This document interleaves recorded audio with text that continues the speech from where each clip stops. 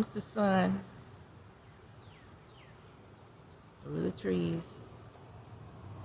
Shabbat Shalom, everyone. Welcome back.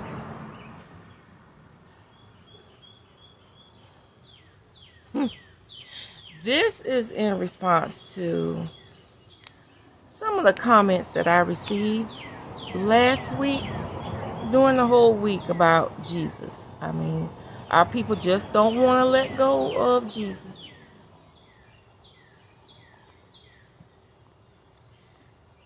But as a reminder, you want to keep Jesus, you keep Jesus. But as a reminder, I'm going to have to go in here and let you know about your Jesus. Who he really is. What's he really about? Why would you even want to serve someone like that?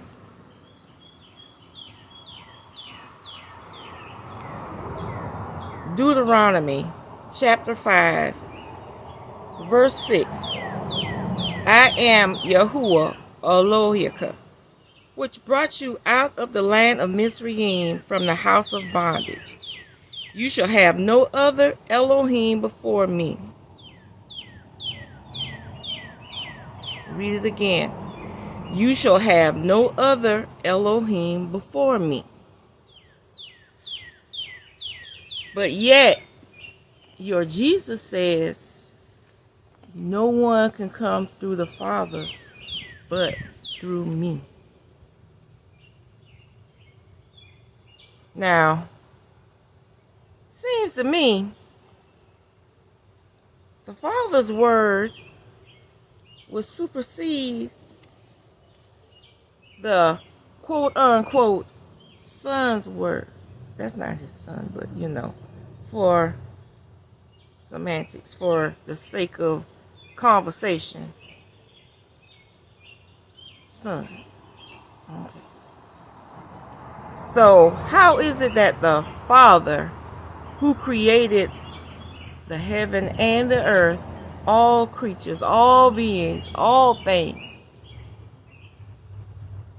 and supposedly him, how is his word not greater than the Son's word? He never fell from grace. He never advocated his throne. So how the supposedly Son's word supersedes the Father? He said, verse 6, Deuteronomy, it's in your holy Bible. Deuteronomy chapter 5, verse 7. You shall have no other Elohim before me. Elohim, I guess some say God, a god, an idol, something that's to be worshipped, a deity. None of that before him. Make it make sense. Then we go over to, let's go over to where we're going to talk about the Torah. That's in 1 Baruch. Go back over here to 1 Baruch, where he was talking about the Torah.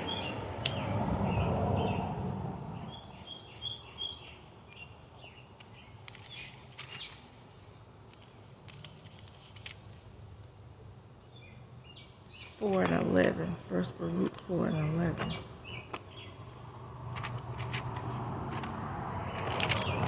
Maybe I can find it better if I put my glasses on.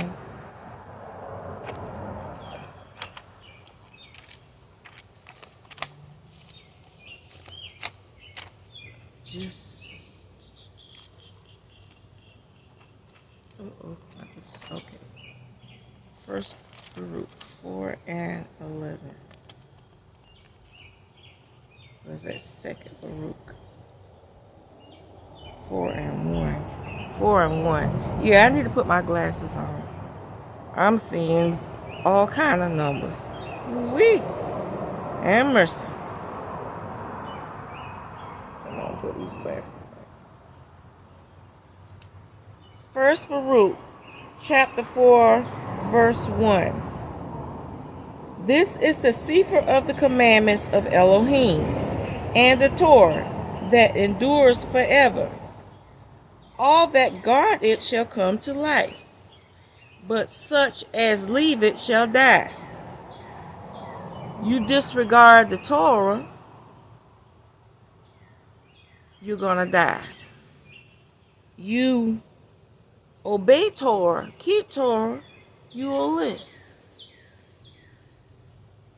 Yet, and the commandments, but yet, Jesus, Yeshua, Yahushua, Yahuah says, I come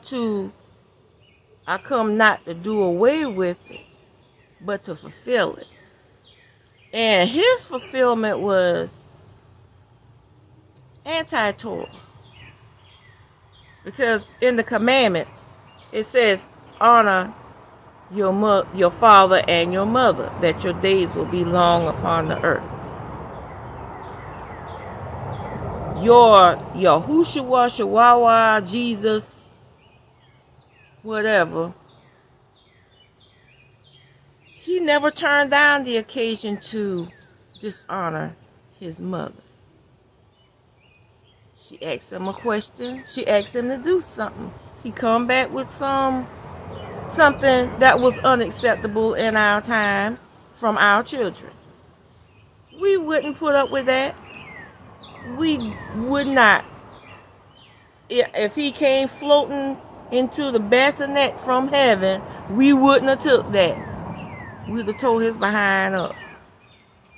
But yet, when she told him about the wine at the wedding, first thing he said, what does that have to do with me? Why? Leave me alone, in a sense. Leave me alone. Don't bother me. Then he goes off, leaves the family, gone for days. They realize he's gone. They go looking for him, ask him, where he been, what he's doing. I'm about my father's business. Just arrogant. I had to take some arrogance in there. Yeah, that might have been your father, but you down here with your mother, and you need to be obeying her, keeping the commandments. Honor your father and your mother.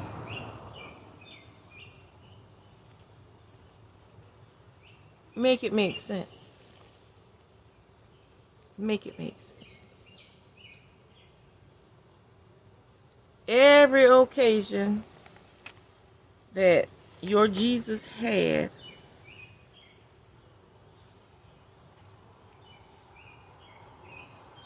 he was anti-Torah. But yet, you ones that are in the truth, call yourself a Hebrew Israelite or Israelite, Hebrew, all these back and forth terms as to identify who we are coming out of Christianity. You say you keeping Torah, but you serve someone that's anti-Torah.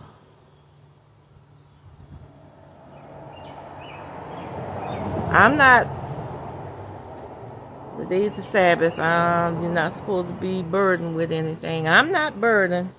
I just got some questions. I'm just asking some questions.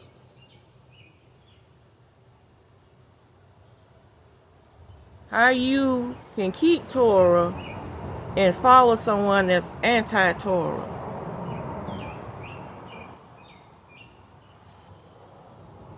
I'm just asking. Psalms 1, chapter 1, verses 1 through 3, it says, Blessed is the man who walks not in the counsel of the wicked, nor stands in the way of sinners, nor sits in the seat of the scornful, but his delight is in the Torah of Yahuah. And in his Torah he meditates day and night. And he shall be like a tree planted by the rivers of water that bring forth his fruit in his season.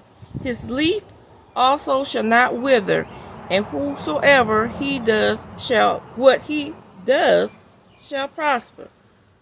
So, you're supposed to meditate on the Torah day and night.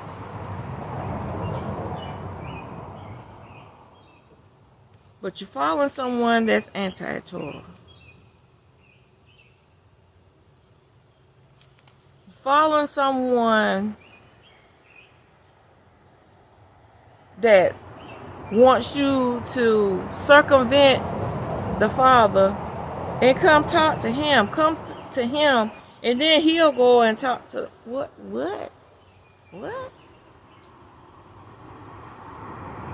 When yet the Father said he didn't change. His word is forever. Have no other Elohiyms before me.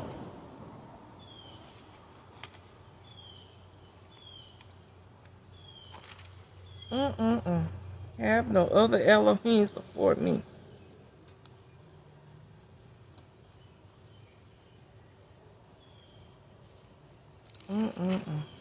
I just have questions for the ones that were, so free to give their feelings, thoughts, and emotions on Jesus on my video when I said there is no Jesus, Yahuah, Yahushua, Yahuah, whatever. It doesn't exist. It may exist in a realm that come forth to deceive. Keep Yashriel, Israel, keep us deceived. Well, keep the rest of us deceived, because not all of us are deceived. Many of us have seen the man behind the curtain, the one they say pay no attention to. We've seen him. And to reject what the Father, so the alleged Father, because like I say, that is not his son, that he don't have anything to do with that. But to reject the Father, what he said, I change not. My word is forever. Have no Elohiyms before me. You rejecting. Talking about the ones that still on that Jesus kick. Y'all, look here. Go. Bye. Go. You're messing with my stand now. Oh my goodness. But I just have a question. Feel free to comment in this whenever you watch it. Again, the ones that came in on the No Jesus video. Just, hold on for a second. Sorry about that. I got my grandson here, a little 5-year-old. Oh, it's good company, but oh my goodness. Let's go to Isaiah. Is that 43? Isaiah 43 verse 10. Again, he says, Ye are my witnesses, says Yahuah, and my servant whom I have chosen, that ye may know and believe me, and understand that I am he. I'm the one. Before me, there was no El form. There was no other deity, no other God. Neither shall there be after me. So, how you get who you going to then? He said there's no one after me. That means there's no one before, there's no one after. So there's no one there between us and him.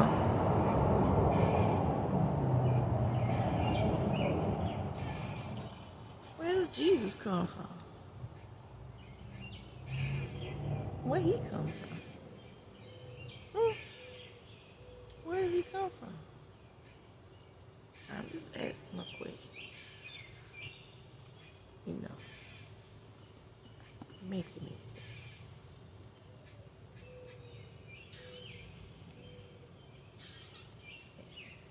Verse 13.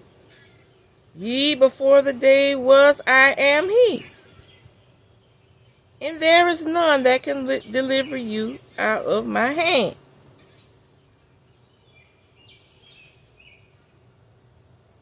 So what Jesus supposed to do now?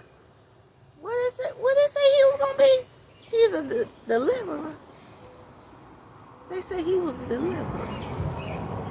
Some say he's called him the deliverer.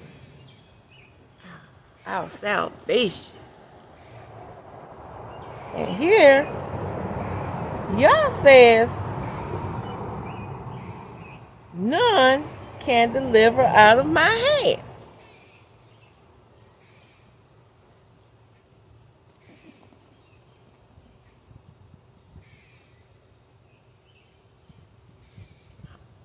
I'm confused. I'm just being facetious. I'm not confused. I know better. But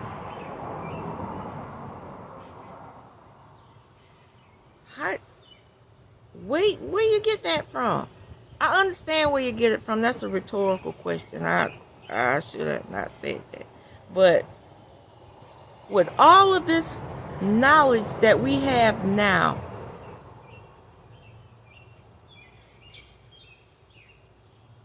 why we want to stay over there with Jesus when the Father gives us direct access to him? Why we got to go through somebody else that doesn't exist?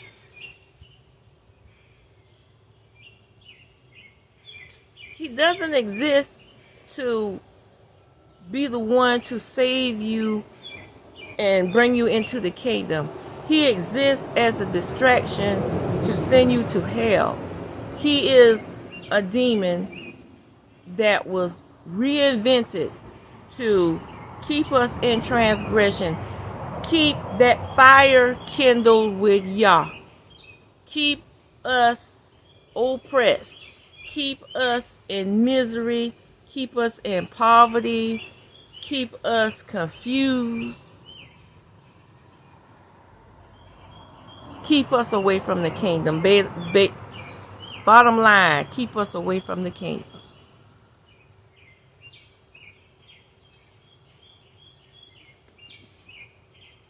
We need to do our research.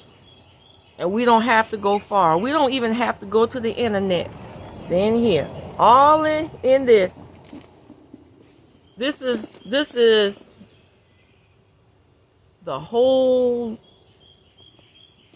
research right here. We don't have to go look on the internet. We don't have to go in some heathen's book.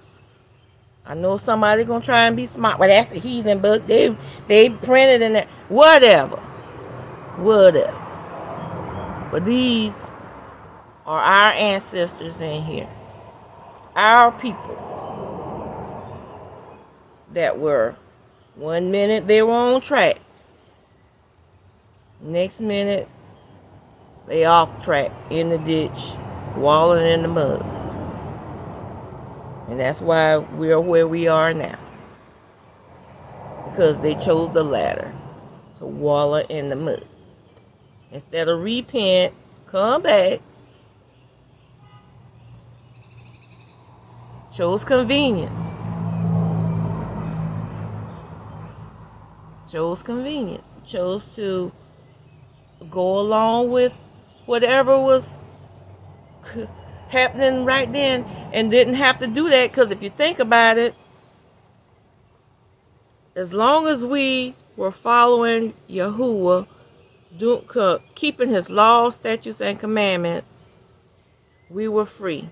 We were not in bondage to anyone. The minute we went astray, started serving other Elohiyms, doing our own thing, we were placed in bondage.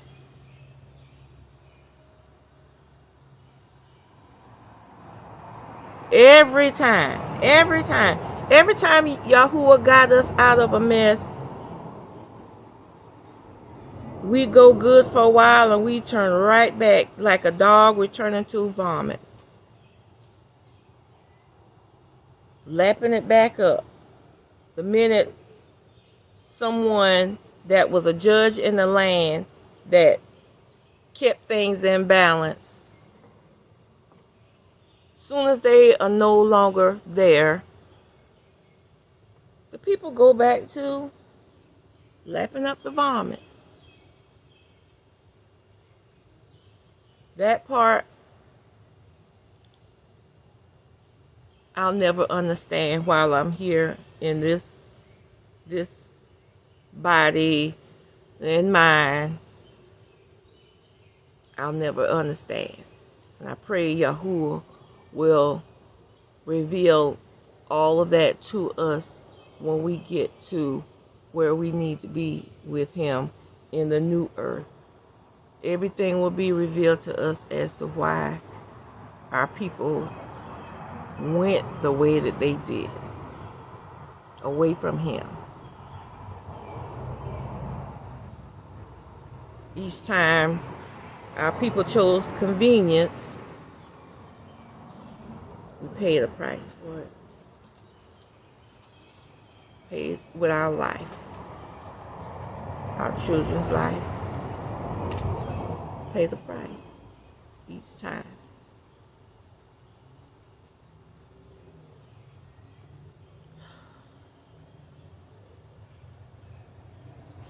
I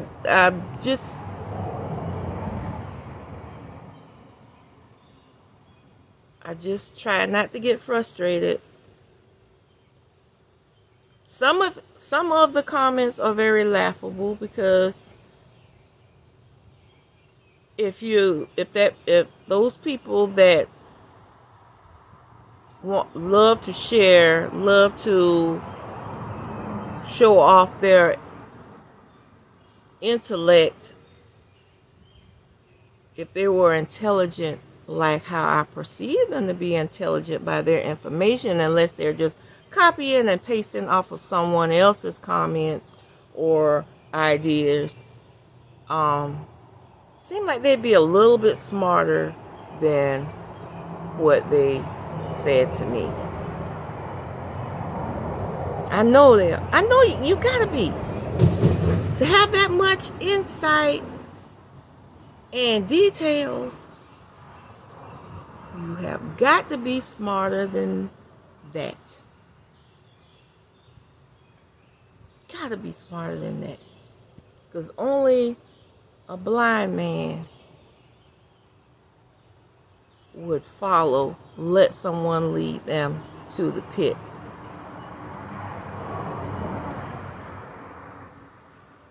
But even a blind man would dig his heels in the sand and say, hold up, because guess what? He feel that heat off that fire. So evidently, since we're not feeling the heat, some of us don't feel heat from that fire.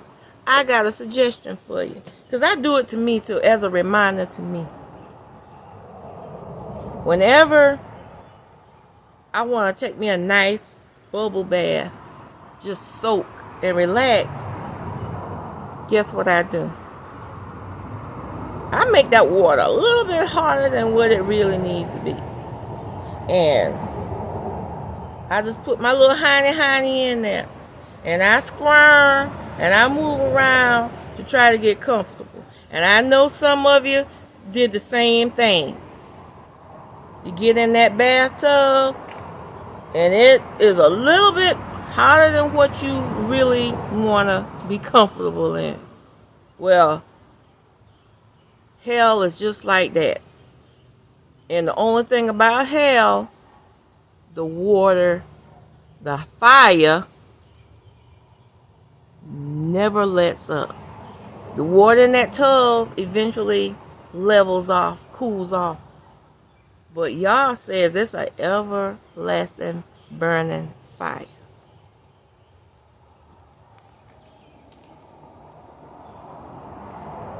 And your Jesus, the one that you call Jesus, that looked like this person they made to be Jesus, but then they put brown paint on him and call him Yahushua, Yahushua, Yahuah, whatever. They're going to be in that fire with you. And you're going to be like, wait a minute, hold up. I was deceived. And it's going to be a little bit too late. And that's in Isaiah. I think that's Isaiah 14. Let's go to Isaiah 14.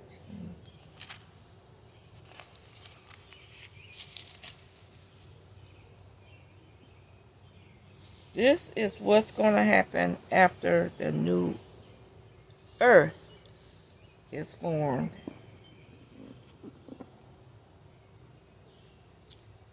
This is Isaiah 14. Start at verse 7. It says, the whole earth is at rest and is quiet. They break forth into singing. We'll be rejoicing. Rejoicing. All those troubles, all those oppressed, everybody, all them gone. We can serve Yah freely with no interruptions, no hindrances, no earwigs that's trying to distract us. Yea, the fir trees rejoice at you, and the cedars of Lebanon, saying, since you are laid down, no feller is come up against us. Sheol from beneath is moved for you to meet you at your coming. It stirs up the Rephaim for you, even all the chief ones of the earth. It is raised up from their thrones all the kings of the nations. All they shall speak and say unto you, are you also become weak as we? That means, hey, look over there. Isn't that, hold up, is that our Jesus over there? Is that our Yahushua? Screaming, burning, like me? These are the words that they're going to say.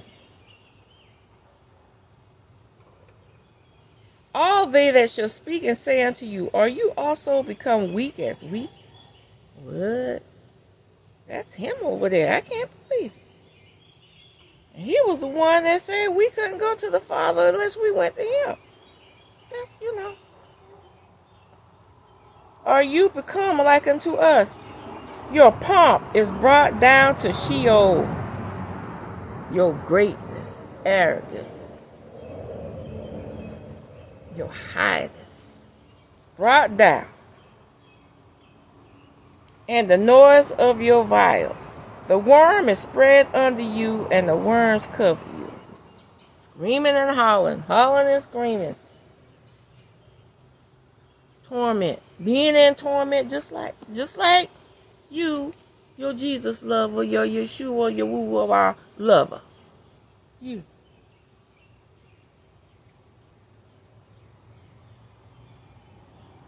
How are you fallen from heaven, O Halel, son of the howling morning. How are you cut down to the ground, which did weaken the nations? Yeah, Christianity. Who else? Christianity, then Hebrew Israelite Christian with the Jesus and the Yeshua, Yahuah person. Them. Talking about them. Those nations. And all those other, he took on other forms. He took on forms of that fat Buddha. Well, I told you over there. Cross over there. Fat Buddha. Islam, your Allah, Muhammad,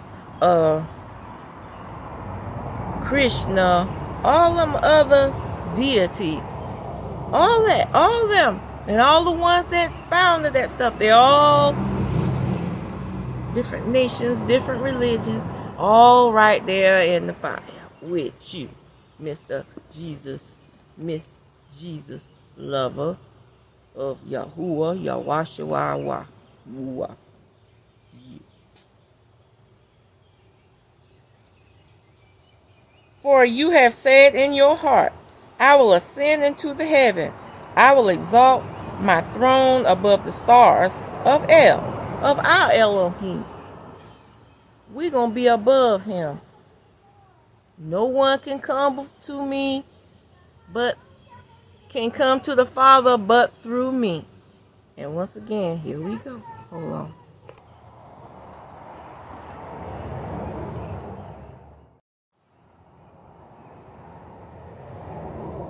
I will sit also upon the mount of the assembly in the sides of the north. I will ascend above the heights of the clouds. I will be like Elohiyms, be like our Yahuah. That's what the arrogance was of these other religions and beliefs and founders of they got a little deity, and that deity was to be up like Yahuah, the distraction away from Yahuah. Yet you shall be brought down to Sheol, to the sides of the pit, in the fire. They that see you shall narrowly look upon you, and consider you, saying, Is this the man that made the earth to tremble, that did shake kingdoms, that made the world as a wilderness, and destroyed the cities thereof, that opened not the house of his prisons? Destroyed the cities thereof. These crusades. Doing it in the name of Jesus. You must serve Jesus, or we're going to kill you. You bow down to Jesus, or we're going to kill you. You bow down to Allah, or we're going to kill you. You bow down to Buddha, or we will kill you. We will isolate you.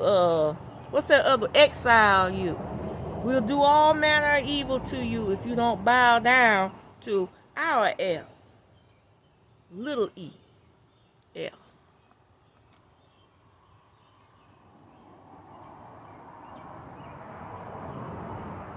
All the kings of the nations, even all of them, lie in glory, everyone in his own house. But you are cast out of your grave like an abominable branch, and as the raiment of those that are slain, thrust through with a sword, that go down to the stones of the pit.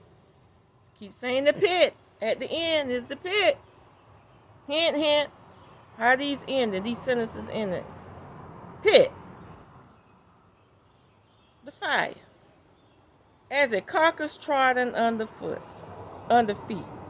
You shall not be joined with them in burial, because you have destroyed your land and slain your people. The seed of evildoers shall never be renowned. Prepare slaughter for his children, for the iniquity of their fathers, that they do not rise nor possess the land, nor fill the face of the world with cities.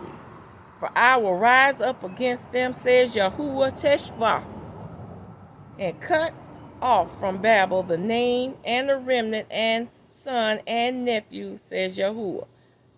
I will also make it a possession for the bitter, the pools of water, and I will sweep it with the broom of destruction, says Yahuah Teshvah. So, Jesus, his followers that want to come through him to get to the Father, and the Father says there's no one between us, because I never created anyone for that. That's what he was saying in Deuteronomy. I think that was verse 6. He was saying, hey, there's no one there. I have no other. There's no other for you to run to talk to me. I never advocated my throne. I never gave up my authority. I never went fishing and left my son in charge. And how did I get a son? Y'all explain that one. Yeah, basically. That's what he's saying. Tarnishing his name. Oh, that's my son with that woman.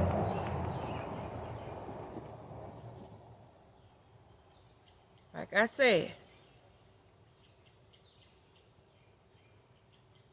Mr.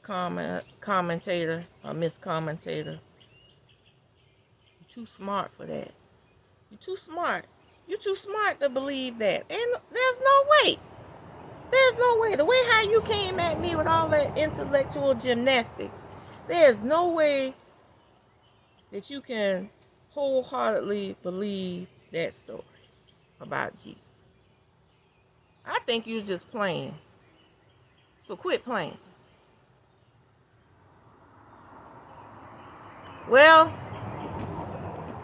I think that's going to be it for me. You guys have a wonderful rest of your day. Shalom.